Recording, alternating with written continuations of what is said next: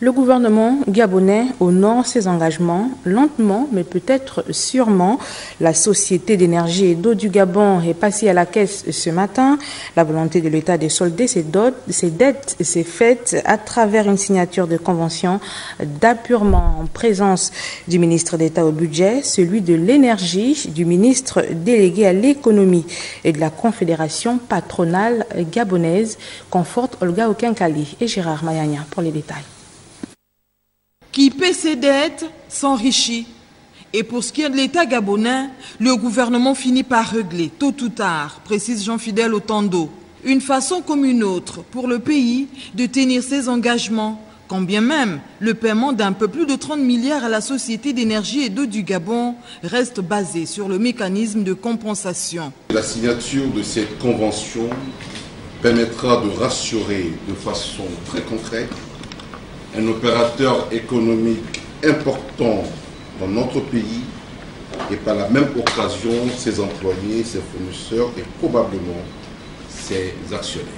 Le paiement d'une partie substantielle de la dette de l'État gabonais vis-à-vis de la SEG par le mécanisme de compensation.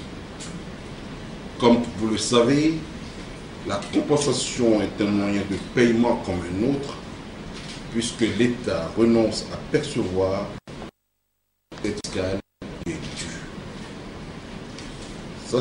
Sachez que ce mécanisme pourra nous permettre d'assainir la situation comptable et financière de bien d'autres entreprises dans la même situation.